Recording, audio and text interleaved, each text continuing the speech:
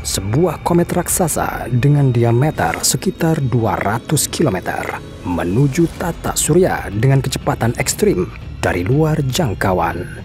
Dalam 10 tahun, ia akan terbang melintasi bumi pada bulan Januari 2031. Kita lihat saja, komet raksasa bernama Bernardinelli-Bernstein. Ini adalah objek terdaftar terbesar yang pernah datang ke planet kita dari awan Oort. Awan ini adalah bagian terjauh dari tata surya kita, cangkang bulat dengan triliunan komet es yang sepenuhnya mengelilingi tata surya kita. Setiap saat, salah satu dari mereka bisa tersingkir dan mulai menuju ke arah kita.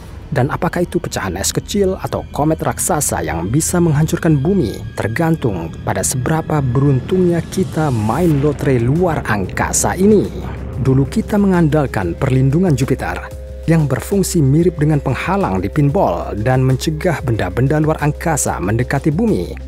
Tapi kali ini bisa sangat berbeda. Apa yang akan terjadi jika semua komet dari awan Oort akan bergerak menuju bumi? Bagaimana ledakan nuklir akan melindungi kita dari serangan meteor? Dan bagaimana kita begitu beruntung memiliki bumi yang tidak terhancurkan oleh meteorit raksasa selama bertahun-tahun? Jadi, tahun 2031 kita akan bertemu dengan komet terbesar yang diketahui umat manusia. Mari kita cari tahu dari mana asalnya dan mengapa menuju tata surya.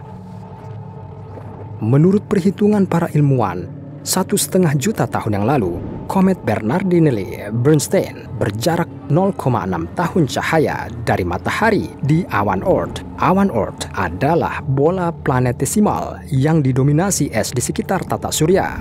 Meskipun dianggap sebagai bagian dari tata surya, sebenarnya terletak di dalam ruang antar bintang yang tidak terpengaruh oleh angin matahari. Untuk referensi, dibutuhkan sinar matahari rata-rata 8 menit untuk mencapai bumi dan 4,5 jam untuk mencapai Neptunus. Dan dibutuhkan sinar matahari antara 10 hingga 28 hari untuk mencapai awan Oort. Itu sangat-sangat jauh. Komet Bernardinelli-Bernstein juga menuju ke arah kita dari awan Oort, tapi ukurannya 10 kali lipat dari ukuran komet yang biasa kita lihat. Komet itu bergerak tegak lurus dengan piringan protoplanet tata surya. Komet mungkin akan terbang melewati orbit Saturnus dan berbalik.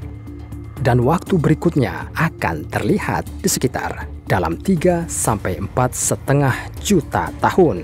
Sebagian besar objek di awan Oort bergerak secara acak dengan berbagai kemiringan dan ke berbagai arah. Jika ada sesuatu yang mengganggu orbit salah satu dunia es ini, benda itu akan terdepak dari awan dan mulai jatuh jauh ke arah matahari kita. Kita tidak bisa memprediksi apa dan kapan bola es raksasa ini akan datang kepada kita dari awan Oort.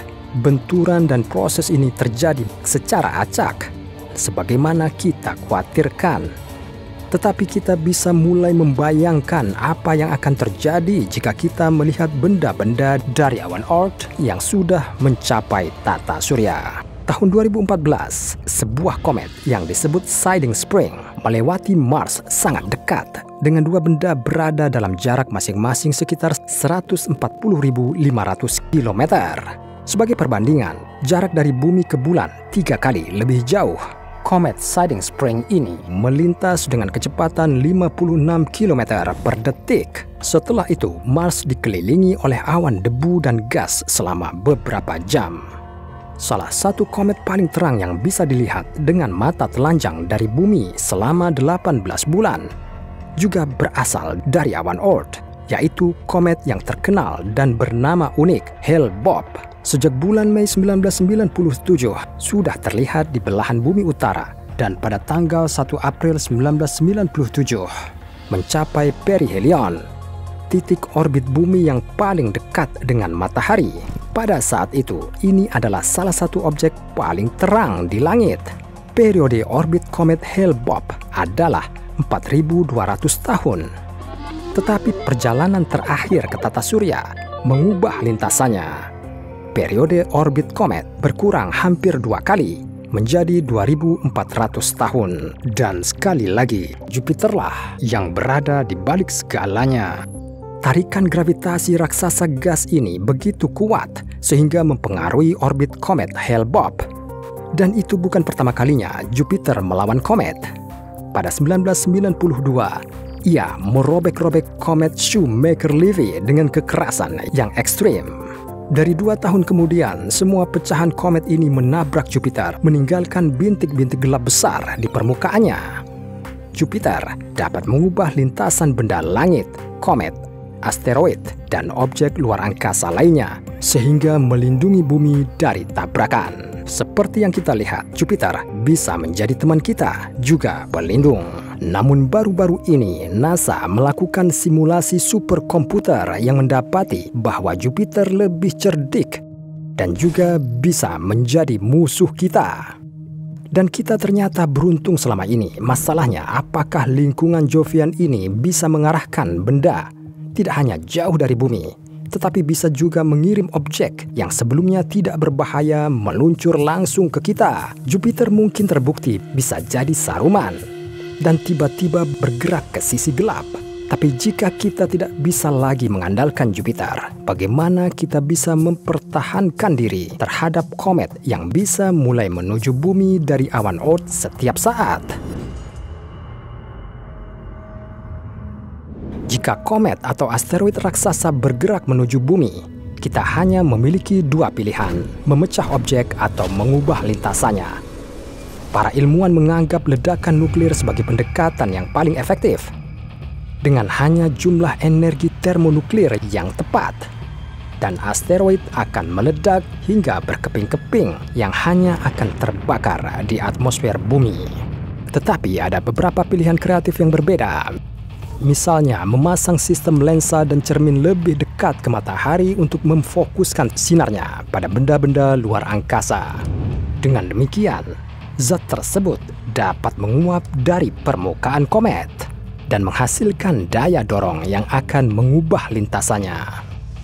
Kita juga dapat melengkapi objek luar angkasa dengan mesin roket dan mengirimnya, atau mewarnai asteroid dengan warna putih, dan ini akan bertindak seperti matahari. Radiasi yang dipantulkan layar surya juga akan membantu mendorongnya kemanapun yang jauh dari bumi. Tetapi hal-hal ini membutuhkan waktu. Mengirim roket bersenjata nuklir ke luar angkasa atau mengirim apa yang sepertinya akan menjadi kaleng cat semprot roket raksasa ke angkasa. Karenanya jelas, kita perlu mengembangkan semacam kemajuan sistem diagnostik untuk objek ruang angkasa berbahaya. Untungnya, Atlas mengamati sistem Pan-STARRS, teleskop Catalina Sky Survey, dan proyek-proyek lainnya. Fokus mengamati objek dekat bumi. Apakah kita pikir kita sudah aman? Sepertinya tidak. Semua proyek ini memiliki kelemahan yang lazim. Mereka dapat mendeteksi objek hanya beberapa minggu sebelum mereka menabrak bumi. Dan itu tidak cukup waktu untuk meledakkan komet yang berpotensi berbahaya sebelum menabrak bumi. Tapi bagaimana dengan komet Bernardinelli-Bernstein? Komet ini pertama kali ditemukan pada tahun 2014 sebagai bagian dari proyek survei energi gelap. Dan pada musim panas tahun 2001, para ilmuwan melihat awan debu dan gas terbentuk di atasnya saat mendekati matahari. Para ilmuwan percaya bahwa komet ini tidak menimbulkan ancaman bagi bumi. Orbitnya bergerak di dekat orbit Saturnus. Tetapi bagaimana jika kita tidak beruntung dan komet itu akan bertabrakan dengan objek yang akan mengubah lintasannya? Ternyata objek apapun dari awan Oort bisa berpotensi berbahaya jika terlalu dekat dengan bumi. Tapi bagaimana jika seluruh awan runtuh dan semua bendanya jatuh ke arah tata surya bagian dalam pada saat bersamaan? Kedengarannya seperti sesuatu yang mustahil, tapi jika kita sangat tidak beruntung, ini bisa terjadi. Objek di awan dipengaruhi oleh gaya pasang surut Bima Sakti. Pasang surut galaksi merusak awan Oort, menekannya dan menariknya ke tengah galaksi. Akibatnya, sejumlah objek semakin dekat ke matahari. Jika gaya pasang surut itu terlalu kuat, triliunan komet akan menuju matahari. Apa yang akan terjadi pada bumi? Itu semua tergantung pada keberuntungan kita. sebagian besar komet mungkin akan kehilangan sebagian besar substansinya karena penguapan dan tidak akan menimbulkan ancaman bagi planet kita. Bagian lain dari objek akan dicegat oleh Jupiter. Jupiter, dinamai raja para dewa, akan dengan mudah menghancurkan beberapa komet menjadi berkeping-keping dan yang lain dihalau ke lintasan baru. Dan jika kita beruntung, Jupiter akan mengarahkan mereka ke arah yang berlawanan dari bumi. Komet yang tersisa mungkin akan terbakar habis di atmosfer bumi. Tetapi jika salah satunya sebesar komet Bernardinelli-Bernstein, maka tabrakan seperti itu akan memanaskan planet kita dan mendidihkan lautan. Hanya mereka yang hidup di bawah air yang memiliki peluang untuk bertahan hidup. Tidak ada yang suka dengan panas ini. Ada satu skenario kasus lagi. Gelombang galaksi mungkin terbukti terlalu kuat. Jika lebih jauh mempercepat komet dari awan Oort, mereka tidak akan dapat menguapkan sebagian massa di matahari. Semua triliunan objek ini akan membentuk bola es padat di sekitar tata surya kita. Seperti menyatakan, seluruh awan Oort itu sendiri sepertinya tidak akan mungkin jatuh menimpa kita. Tapi benda apa yang selanjutnya bisa dikeluarkan dari ini? Ini adalah lotre kosmik kita. Mari kita lihat kita dapat apa kali ini. Mungkin kita akan beruntung. Bagaimana menurut Anda? Bisakah kita menang dalam lotre astro ini? Tulis pendapat Anda di komentar. Jangan lupa subscribe channel ini. Dan sampai jumpa di video berikutnya.